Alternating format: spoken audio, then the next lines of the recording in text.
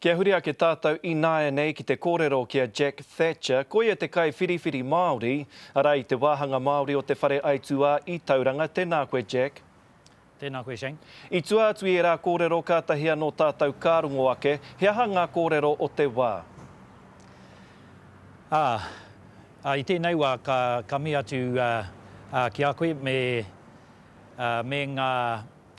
ngā tangata e mātakitaki mai ki ngā take kei muia mātau I roto tauranga mona. Ko ngā take konei I tēnei rā, ka mōhio koutou te nuinga o ngā kaupapa e pāna ki te hekenga o te wakarena. I tata nei, kua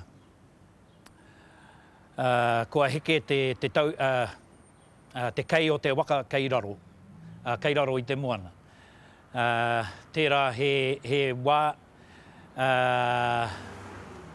tino mamai ki a mātou, ko heke ngā paru no taua waka I roto I te tai ao nei.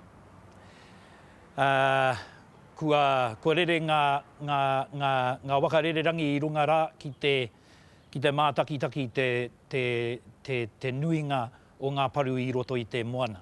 Jack, he aha a koutou tohu ki te iwi kāinga I tēnei wā? I tēnei wā. Kaua koutou e haere ana kei tātahi ki te awhi. Waiho ngā mahi e pāna ki te henu, ki te paru, ki ngā kaimahi no te rōpū Braemar House. Rātau e awhi ana te iwi I konei, e whakakākahuitia mātau ngā kaimahi no ngā wā I mui tēnei. Ngā kaimahi e mahi ana te henu, ara ka huri mātau ki te paru. Te paru o ngā kēna, o ngā mētara kēna, me ngā pāpā rākau, ko eke I te moana, me ngā pēke miraka. Nō reira, kei te mea atu koutou ki te iwi, waiho e rā mahi whakatika ki te hunga e mātau ana ki e rā mahi. Pēhea te iwi kāinga, kei te mahitahi koutou me te iwi kāinga ki te whakatika I e nei raru? Ko te nuinga o ngā paru kua tau ki uta kei o tāwhiwhi me te mauterea matakana I tēnei rā.